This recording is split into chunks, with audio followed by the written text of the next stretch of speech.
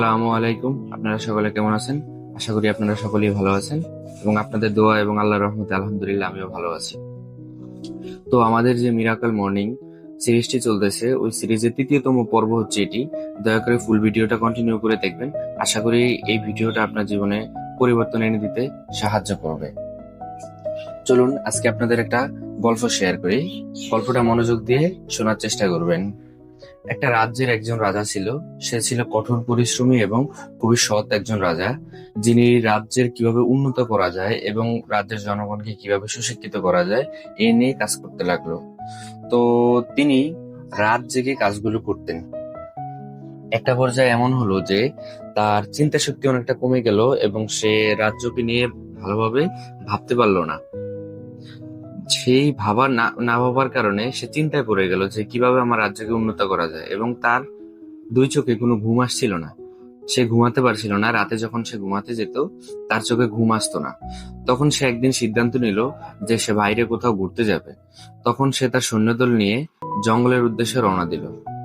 তারই রাজ্যের একটা জঙ্গলে সে প্রবেশ করলো ঘোরার উদ্দেশ্যে এবং প্রকৃতি দেখার উদ্দেশ্যে। তো তার ওই রাজ্যে একজন সৎ কাঠুরিয়া বাস করত। ওই কাঠুরিয়া ওই জঙ্গলে কাঠ কাটতেছিল। তো রাজা গিয়ে দেখলো যে ওই কাঠুরিয়া ঘুমিয়ে আছে সুন্দর করে। তো রাজা তাকে ডেকে তুললেন এবং জিজ্ঞেস করলেন, তুমি একজন কাঠুরিয়া হয়ে এত সুখী কিভাবে আছো, বা এত শান্তির ঘুম তুমি কিভাবে ঘুমাচ্ছ? তখন কাঠুরিয়া কোনো উত্তর দিলেন না। সে বললেন, আপনি আমার এই কাজটুকু করে দিন, তারপরে আপনার নিজেই উত্তরটা পেয়ে যাবেন। তখন রাজা কাঠুরিয়ার হাত থেকে কুঠাল নিল এবং সে গাছ কাটতে শুরু করলো। সে কিছুক্ষণ গাছ কাটার পরে তার শরীর ক্লান্ত হয়ে গেল। তখন সে তার রাজপ্রাসাদে ফিরে গেল এবং বিছানায় শোয়া মাত্রই তার ঘুম চলে আসলো। তো পরের দিন রাজা ওই কাঠুরিয়াকে ডেকে আনলেন প্রাসাদে এবং জিজ্ঞেস করলেন, এর রহস্য কি? আমি এত চেষ্টা করলাম ঘুমানোর জন্য, কিন্তু ঘুমাতে পারলাম না। তোমার একটা কাজ করাতে আমি ঘুমিয়ে পড়লাম, এর রহস্য কি তুমি আমাকে বলো। তখন কাঠুরিয়া বলল যে আমি লাইফ সেভার্স ফলো করি। রাজা তাকে জিজ্ঞেস করলো যে লাইফ সেভার্স আসলে কি। সে বলল যে লাইফ সেভার্স হচ্ছে এমন এক জিনিস, যেমন আমি সকালবেলা ঘুম থেকে উঠে আমি সারাদিন কাজ করি এবং রাতে যখন আমি বিছানায় ঘুমাতে যাই আমার শরীর ক্লান্ত থাকে এবং আমার দুই চোখে খুব সুন্দর একটা ঘুম চলে আসে। তখন আমি সারা রাত ভরে শান্তিতে ঘুমাই, আবার সকালবেলা উঠে আমি আমার কাজে চলে যাই।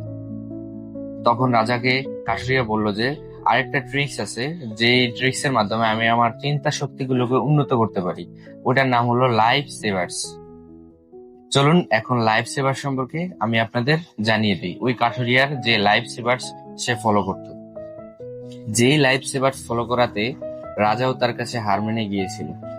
ছিল এখানে লাইফ শব্দটার কোনো কাজ নেই, অর্থাৎ এই ওয়ার্ডের কোনো কাজ নেই। এখানে কাজটা হবে সেভার্সেস, SAVERS, সেভার্স, লাইফ সেভার্স।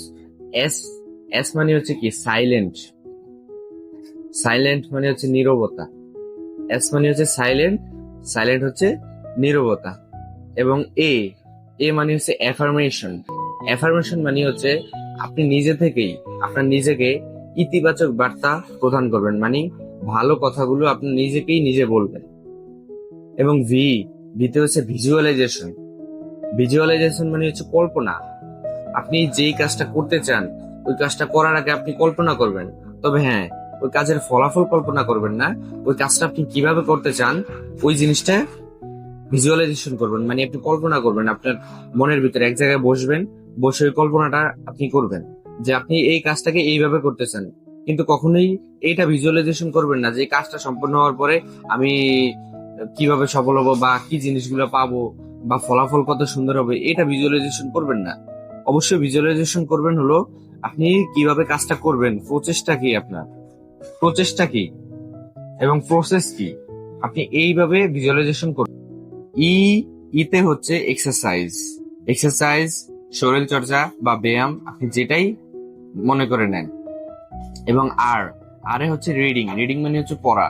আমরা সকলেই জানি মানে রিডিং শব্দের অর্থই হচ্ছে পড়া।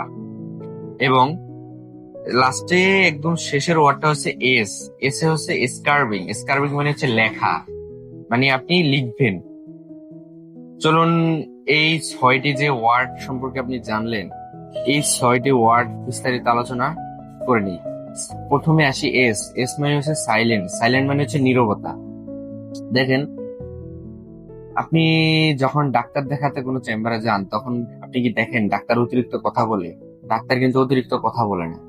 তার যতটুকু প্রয়োজন সে শুধু ততটুকু কথাই আপনার সাথে বলবে, এর অধিক বাইরে সে কিন্তু কথা বলে না। এবং আপনি লক্ষ্য করলে দেখতে পারবেন যে যত সফল মানুষগুলো আছে তারা সবসময় মৌনভ্রতা অবলম্বন করে, মানে নীরবতা পালন করে, তারা সবসময় কথা বলে না। একজন বিখ্যাত লোক একটা উক্তি করেছিলেন, উক্তিটা হলো, he will win who knows when to speak and when not to speak. এই কথাটার মানে হচ্ছে, আপনি তখনই উইন হতে পারবেন যখন আপনি জানবেন যে কোথায় আপনার কথা বলতে হবে এবং কোথায় আপনাকে চুপ থাকতে হবে বা নীরবতা পালন করতে হবে। নীরবতা অত্যন্ত গুরুত্বপূর্ণ আমাদের সফলতার জন্য। আপনি অযথা কোনো কথা বলবেন না। আমার রিকমেন্ডেশন, আপনি অযথা কোনো কথাই বলবেন না। যেমন আপনি সকালবেলা ঘুম থেকে উঠলেন, ওঠার পরে আপনি মোবাইলটা হাতে নিলেন, মোবাইলটা হাতে নিয়ে আপনি ইমেল চেক করলেন, বার্তা চেক করলেন যে মেসেঞ্জারে আপনাকে কি মেসেজ দিয়েছে, হোয়াটসঅ্যাপ চেক করলেন। আপনি যদি সকালবেলা ঘুম থেকে উঠে মোবাইল হাতে নিয়ে এগুলো চেক করেন, তাহলে আপনি সফলতার স্বপ্ন কিভাবে দেখেন? ওটা মাথা থেকে ঝেড়ে ফেলে দিন যদি আপনি এই কাজটা করতে চান না। যদি সকালবেলা ঘুম থেকে উঠেই আপনি প্রথমে মোবাইল হাতে নেন, তাহলে সফলতার চিন্তা আপনি দূরে সরিয়ে দিন, কারণ এতে আপনার সফলতা কখনোই আসবে না। মূল কথা হচ্ছে আপনার নীরবতা পালন করতে হবে। দেখেন, আমাদের ব্রেইনটা, আপনি যখন অতিরিক্ত পরিমাণ কথা বলবেন, তখন আপনার ব্রেইনটে একাধিক রাস্তা তৈরি হবে। একাধিক রাস্তা তৈরি হলে আপনি যে কোনো একটা জিনিসের প্রতি ফোকাস করতে পারবেন না। তখন আপনার ফোকাস মাল্টিপল দিকে চলে যাবে, মানে আদার্স অন্যান্য যে দিকগুলো আছে ওই দিকের প্রতি চলে যাবে। তখন আপনি আর ওই যে কাজটা ধরে আপনি সফল হবেন, যে প্রসেস, যে রাস্তা, পথটা ধরে আপনি সফলতার দিকে আগাবেন, ওই কাজটার প্রতি অতিরিক্ত পরিমাণ কনসেন্ট্রেশন দিতে পারবেন না। এতে আপনার সফলতার চান্স কমে যাবে। সহজ রিকমেন্ডেশন দিচ্ছি যে আপনি কি কি কাজ করবেন। আপনি লেখার জন্য কি করবেন?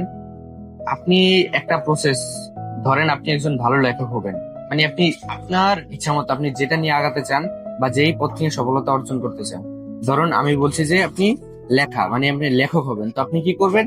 আপনি সকালবেলা ঘুম থেকে উঠে একটা ডায়েরি নেবেন, ডায়েরিতে 3 বার লিখবেন যে আমি একজন ভালো লেখক হতে চাই।